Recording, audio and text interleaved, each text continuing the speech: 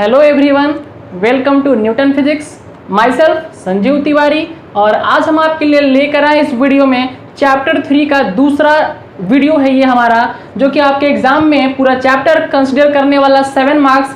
Chapter का नाम आप लोग जान रहे हैं, करंट इलेक्ट्रिसिटी चैप्टर है ये क्लास 12 फिजिक्स का दूसरा यूनिट है जो 7 नंबर आपके एग्जाम में कंसिडर करता है। दैट मींस इससे मेरा जो है एग्जाम में 7 मार्क्स का क्वेश्चन आता है।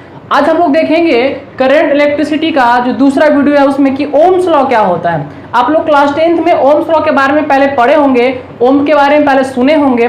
आज हम लोग उसी नियम को फिर से एक बार डिस्कस करेंगे जो हमारे सिलेबस में भी है, लेकिन उससे पहले जो है हम प्रीवियस वीडियो के बारे में थोड़ा सा डिस्कस कर देना चाहते हैं।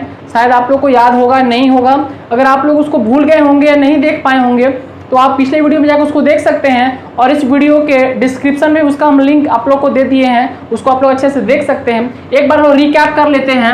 रिकैप मतलब धारावाहिक में अब तक क्या देखे हैं, ठीक है। अब तक हम लोग देखें कि करंट, दैट मीन्स कि करंट होता क्या है। जब हम बात किए थे करंट के बारे में तो करंट में हम लोग ये देखे थे the rate of flow of charge जो होता है वो करंट कहलाता है। यानी कि किसी भी चालक से जो आवेश के प्रवाहित होने का जो दर होता है, यानी प्रति एकांक समय में जो भी आवेश प्रवाह होगा उससे हम लोग धारा को डिफाइन करते हैं, धारा को परिभाषित करते हैं, यानी करंट को डिफाइन करते हैं। दैट मीन्स कि हम लोग करंट को डिनोट करते हैं आई से, और आई होता है Q बाई टी। Q का मतलब है चार्ज और T का मतलब है टाइम, यानी कि समय। आवेश बटा समय से हम लोग जो है धारा को परिभाषित करते हैं।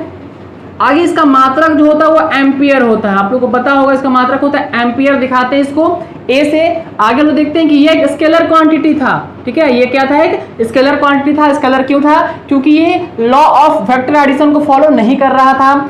जो चौथा बात यहाँ पे इसके बारे में ये था कि जब इसको हम लोग डिस्कस किए थे इसके टाइप्स के फॉर्म में, यानी कि uniform current, non uniform current, और जो दो इंपॉर्टेंट पॉइंट था इसका वो था, एक था एवरेज करंट, इसको कहते हैं आई एवरेज, यानी कि हम लोग औसत कैसे निकालते हैं, करंट का एवरेज कैसे निकालते हैं। तो एवरेज कैसे निकाले थे, तो किसी भी चीज का एवरेज निकालते हैं टोटल बाय टोटल। कैसा टोटल? तो total charge by total time, यानी कि किसी भी कंडक्टर में कितना टोटल चार्ज फ्लो किया है और कितने टाइम में किया है, उसके रेशियो से हम लोग क्या करते हैं, एवरेज करंट को निकाल सकते हैं। और लास्ट जो बात था उसमें वो ये था आई इंस्टेंटेनियस, यानी कि किसी भी क्षणिक समय के लिए, अगर जैसे 2 सेकंड पे, 3 सेकंड पे, 4 सेकंड पे, इसमें हम क्वेश्चन भी करवाए थे। अगर आपको करंट का वैल्यू निकालना होगा तो क्या करेंगे, dq बाई dt, यानी यही q बाई t को क्या करेंगे, dq बाई dt, मतलब इसको हम डिफरेंशिएट कर देते हैं और इससे हम लोग को क्या होता है, इंस्टेंटेनियस वैल्यू मिल जाता है।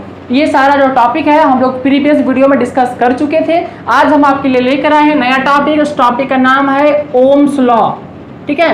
ये ओम्स लॉ क्या होता है, तो ओम्स लॉ जो है ओम नामक एक वैज्ञानिक ने दिया था, जिनका पूरा नाम था जीएस ओम। जीएस ओम नाम था इनका।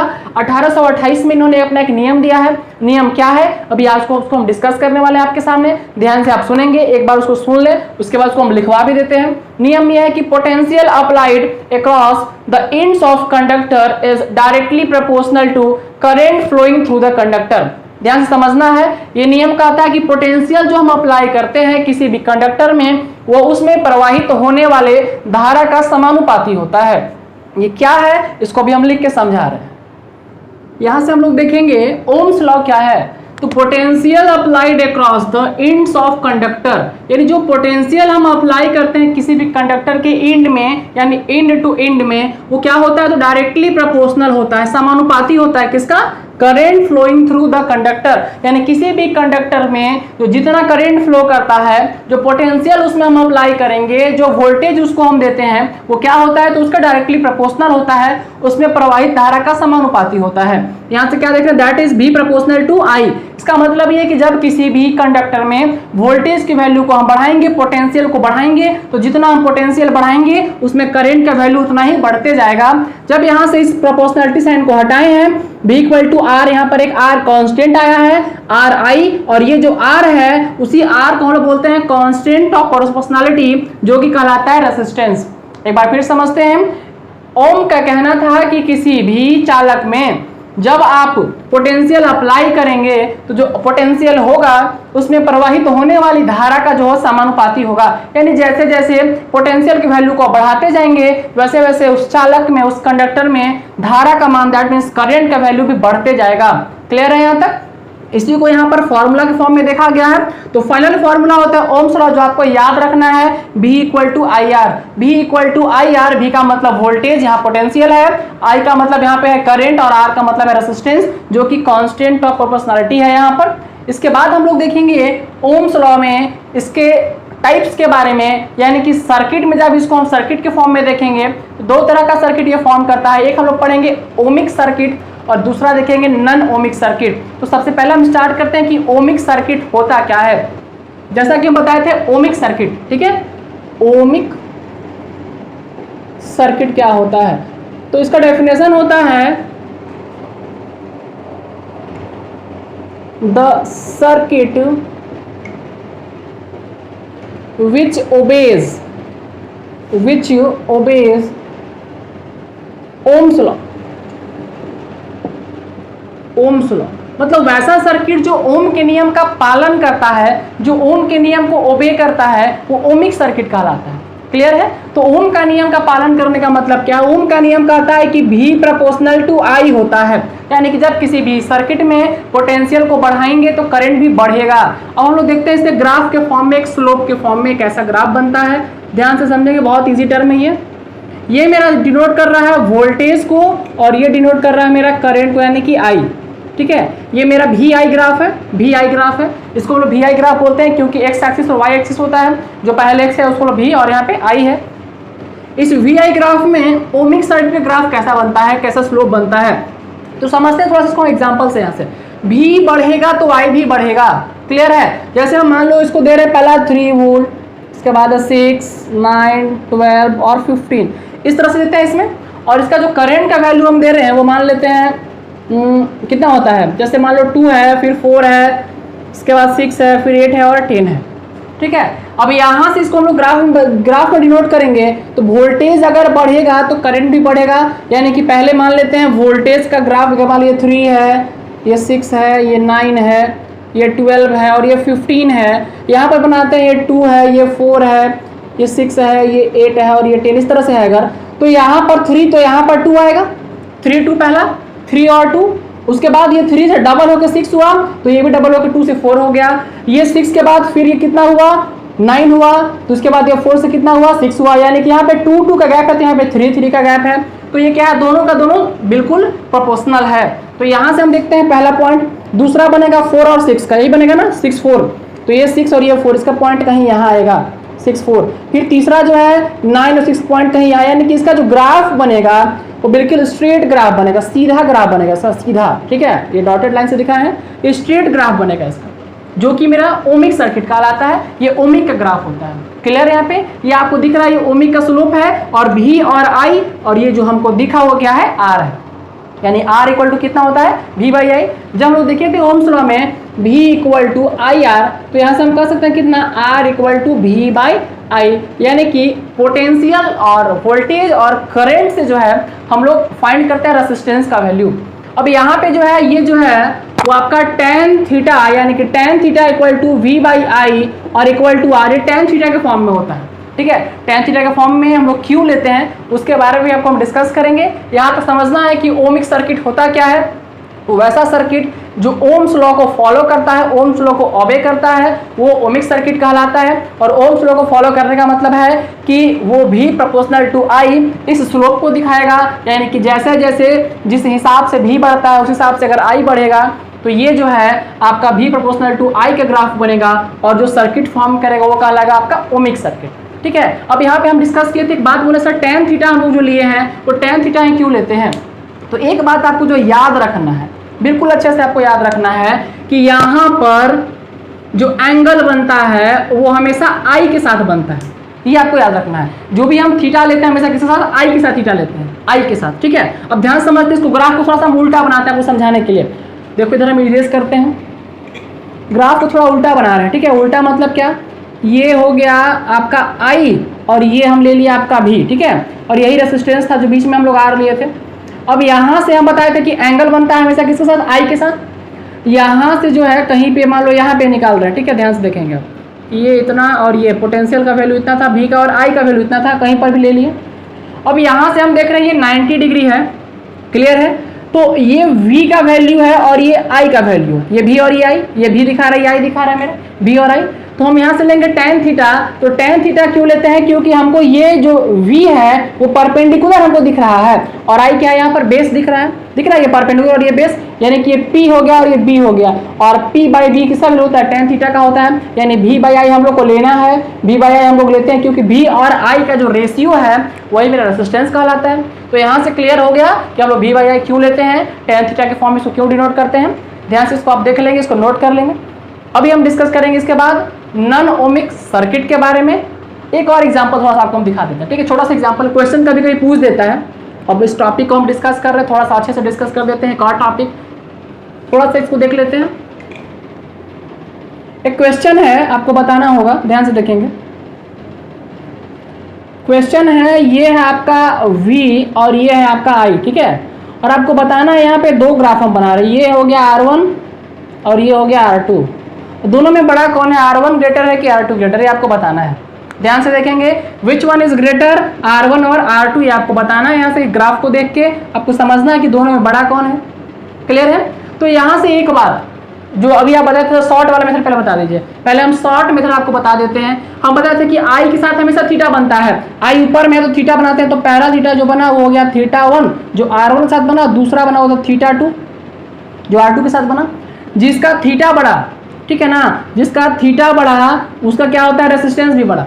क्लियर है? याद रखना इसको, जिसका थीटा बढ़ा उसका रेजिस्टेंस भी बढ़ा। तो थीटा किसका बढ़ा है? R2 का। तो थीटा R2 का बढ़ा है किसका? थीटा R2, θ2 जो है बड़ा है किससे?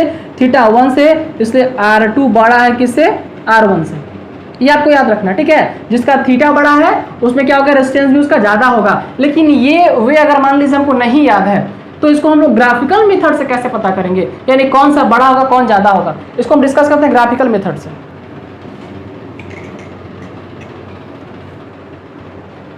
ग्राफिकल मेथड से देखते हैं कि दोनों में कौन बड़ा है, कैसे पता चलेगा हमको।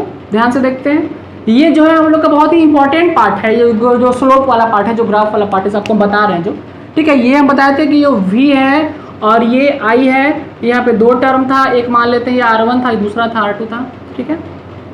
हम कुछ वोल्टेज का वैल्यू लेते हैं और कुछ करंट का वैल्यू लेते हैं, ठीक है। कुछ V और कुछ I, कुछ पोटेंशियल कुछ करंट लेते हैं।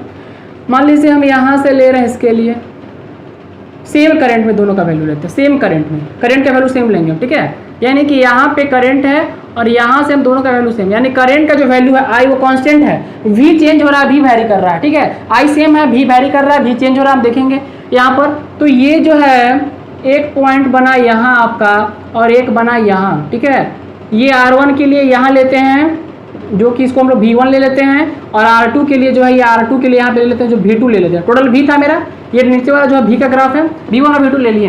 अब समझना, यहाँ पे हम निकालेंगे R1 और R2, R1 और R2 निकालेंगे। तो R1 इक्वल टू कितना लेंगे? तो वही लेंगे V1 by V, R equal to कितना? V बाई I ना, यानी V1 बाई I, और इसके लिए भी कितना? V2 by I। I तो कांस्टेंट दोनों में लिए हैं, इसमें भी I करंट, इसमें भी I करंट था, I दोनों में चेंज तो हो नहीं रहा है। जब I दोनों के लिए कांस्टेंट है, हम अलग अलग R निकाल रहे हैं, रेजिस्टेंस दोनों का अलग अलग देख रहे हैं, R1 और R2। ध्यान से समझेंगे आप, यहाँ पे दोनों में बड़ा कौन छोटा कौन होगा? I कांस्टेंट हो गया, V1 V2 में देखते हैं। तो यहाँ बढ़ेंगे जैसे जैसे तो V ज़्यादा होगा, V बढ़ते जाएगा, ठीक है। तो V ज़्यादा होगा, जैसे कि एग्जाम्पल लेते हैं, वैल्यू लेते हैं। मान लीजिए 5 एम्पियर का करंट है और वोल्टेज का वैल्यू लेते हैं, यहाँ हो गया 5, यहाँ हो गया 10, यहाँ 15, इस तरह से बढ़ते जा रहा है, 5 10 15 आगे बढ़ रहा है ये। अब देखते हैं, यहाँ पे कंपेयर करते हैं। 5 एम्पियर करंट फिक्स था, पहले निकालेंगे R1, तो V1 बाई I, V1 का वैल्यू कितना था? 5, तो 5 और बाई I कितना था? 5, तो कितना आ गया? ये आ गया, तो आपका 1 ओम आ गया, ठीक है। आगे आते हैं R2 के लिए, R2 में कितना था? V2 कितना है? 10 और ये है 5, तो 10 बाई 5 कितना आ गया? 2 ओम आ गया, 2 ओम, 1 ओम और ये हो गया 2 ओम। अब आप देख सकते हैं यहाँ से कि ये आया था पहले वाले में, R1 जो है उसका वैल्यू 1 ओम, R2 कितना आया? 2 ओम, यानी कि रेजिस्टेंस किसका ज़्यादा है? R2 का ज़्यादा है। यहाँ से भी हम क्या देखे थे कि R2 का रेजिस्टेंस ज़्यादा है किससे? R1 वाले से। क्यों? क्योंकि जिसका एंगल ज़्यादा बनता है, थीटा ज़्यादा होता है, उसका जो है रेजिस्टेंस भी ज़्यादा होता है। ये आप याद रखेंगे, ये कंसेप्ट वाला बात है, और ये आप यहाँ एग्जाम्पल के थ्रू देख सकते हैं कि किसका ज़्यादा है, ठीक है, कैसे ज़्यादा हुआ। तो ये हम बात की अभी आपका ओमिक सर्किट के बारे में। दूसरा है नॉन ओमिक सर्किट। तो नॉन ओमिक सर्किट में होता क्या है, ध्यान से समझ लेते हैं, इसीलिए बता देंगे थोड़ा सा, ठीक है। नॉन ओमिक सर्किट क्या है? तो वैसा circuit which does not obey does not obey Ohm's law, मतलब वैसा सर्किट जो ओम्स लॉ को फॉलो नहीं करता है वो आपका नॉन ओमिक सर्किट कहलाता है। कुछ डायोड ऐसे होते हैं जो फॉलो नहीं करते हैं, कुछ डायोड हम देखेंगे आगे। तो ये होता है आपका नॉन ओमिक सर्किट, बहुत ही सिंपल इसमें है। ओबे नहीं करता है मतलब क्या, तो V प्रोपोर्शनल टू I नहीं होता है, मतलब जिस हिसाब से V बढ़ेगा उस हिसाब से I नहीं बढ़ेगा, जब नहीं बढ़ेगा तो क्या कहलाएगा, नॉन ओमिक सर्किट ये कहलाएगा। एग्जाम्पल इसका ग्राफ कैसा बनता है यही पे इसका देख लेते हैं शॉर्ट में हम लोग एग्जाम्पल। इसका ग्राफ कुछ इस तरह का होगा, ये V और ये I है, ठीक है। तो इसका ग्राफ को मान लेते हैं कुछ यहाँ से ऐसे लेते हैं, यानी कि V जो है बढ़ रहा है लेकिन I बढ़ ही नहीं रहा है। अचानक से V बढ़ा तो I भी बढ़ने लगा। तो यानी कि ये क्या होता है कि नॉन ओमिक का ये ग्राफ है मेरा, जिसमें होता है वो एक मैनर से नहीं बढ़ता है, एक ऑर्डर में नहीं बढ़ता है। वो क्या होता है, ये ऑर्डर में नहीं होता है, तो नॉन ओमिक सर्किट कहलाता है, नॉन ओमिक सर्किट फॉर्म करता है। क्लियर है यहाँ पे? कुछ बात है आपका वो है ओम्स लॉ का लिमिटेशन। ओम्स लॉ का लिमिटेशन क्या है, ओम्स लॉ के लिमिटेशन को भी हम डिस्कस करेंगे, ध्यान से देखेंगे। आगे हम लोग देखते हैं लिमिटेशन ऑफ ओम्स लॉ, ठीक है। ओम्स लॉ का क्या क्या लिमिटेशन है ये हम लोग देख लेते हैं। लिमिटेशन ऑफ ओम्स लॉ, ये भी एग्जाम में क्वेश्चन पूछता है, लिमिटेशन ऑफ ओम्स लॉ से भी क्या होता है, इसका लिमिटेशन क्या है। तो ओम्स लॉ का मतलब देखे थे कि V बढ़ेगा तो I भी बढ़ेगा, यानी कि इसका लिमिटेशन क्या होगा। तो पहला लिमिटेशन जो इसका है वो है नॉन ओमिक सर्किट, जो लोग देखे थे नॉन ओमिक सर्किट, यानी वैसा सर्किट जो ओम्स लॉ को फॉलो नहीं करता था, वो क्या था आपका लिमिटेशन है इसका, ये पहला। और दूसरा जो इसका लिमिटेशन है, ध्यान से समझेंगे, दूसरा लिमिटेशन आप लोग पढ़े होंगे joules law of heating. Joules law of heating ये क्लास 10th में भी आप लोग को पढ़ना था। अगर क्लास 10th में नहीं पढ़े हैं, इसमें आगे पढ़ना है हम लोग को, चैप्टर 3 में आगे पढ़ना है जूल्स लॉ ऑफ हीटिंग के बारे में। जो था हीट प्रोड्यूस होता है, जो जूल्स लॉ ऑफ हीटिंग में जो हीट प्रोड्यूस होता है किसी भी सर्किट के क्रॉस, वो H proportional to I square RT, यही था H proportional to I square RT। ये है आपका जूल्स लॉ ऑफ हीटिंग, जो कि लिमिटेशन है ओम्स लॉ का। अब समझते हैं कि ये कैसे लिमिटेशन है, ये क्या है। तो यहाँ पे कह रहा है कि जब आप लोग हीट को बढ़ाएंगे तो क्या होगा, यानी जब किसी भी सर्किट में किसी भी कंडक्टर में जब हम I को बढ़ाएंगे, यानी जैसे जैसे करंट का वैल्यू बढ़ेगा, तो जब करंट बढ़ जाता है एक लिमिटेड वे से, जब ज्यादा हो जाता है तो उसमें हीट प्रोड्यूस करता है, यानी I बढ़ेगा तो हीट भी बढ़ेगा। ध्यान समझना है, I बढ़ेगा तो हीट भी बढ़ेगा। लेकिन यहाँ पे ये कह रहा है कि जो हीट होता है वो रेसिस्टेंस का डायरेक्टली प्रोपोर्शनल है, रेसिस्टेंस का, यानी जैसे जैसे हीट बढ़ रहा है सर्किट में, जैसे जैसे कंडक्टर में हीट बढ़ रहा है, वैसे उसमें क्या रेसिस्टेंस प्रोड्यूस हो रहा है। और रेसिस्टेंस का मतलब होता है, रेसिस्टेंस का काम होता है फ्लो ऑफ करंट को अपोज करना, उसको ऑब्स्ट्रक्ट करना, उसको रोकना। तो यहाँ पे क्या होगा कि करंट बढ़ेगा तो हीट प्रोड्यूस होगा, यानी हीट भी बढ़ेगा। और जो हीट है, जो जूल्स का कहना था, अपने नियम वो बताए थे जूल्स लॉ ऑफ हीटिंग में, कि जैसे जैसे हीट बढ़ाएंगे यानी करंट बढ़ेगा, हीट भी बढ़ेगा। और जब हीट बढ़ेगा तो रेजिस्टेंस भी बढ़ेगा। जब रेजिस्टेंस बढ़ जाएगा तो क्या करेगा, वो उसको ऑब्स्ट्रक्ट करेगा, फ्लो ऑफ करंट को रोकेगा, वहां पे ऑब्स्टेकल जैसा काम करेगा। और यह इसका मतलब यहां से क्लियर हो गया, जैसे जैसे I बढ़ेगा तो H बढ़ेगा, और जब R बढ़ेगा तो ये I का इनवर्सली प्रोपोर्शनल हो जाएगा, I का इनवर्सली प्रोपोर्शनल यहाँ पे हो जाएगा। लेकिन यहाँ पे हमको दोनों सामने दिख रहा है, यानी H बढ़ा, I भी बढ़ा, R भी बढ़ा, लेकिन यहाँ पे क्या होगा, रेसिस्टेंस जब बढ़ेगा तो उस समय करंट नहीं बढ़ेगा, करंट का वैल्यू कम हो जाएगा, जो है इसका लिमिटेशन में आता है। ओम्स लॉ का लिमिटेशन है, इसको आप ध्यान से देख लेंगे, समझ लेंगे, ठीक है।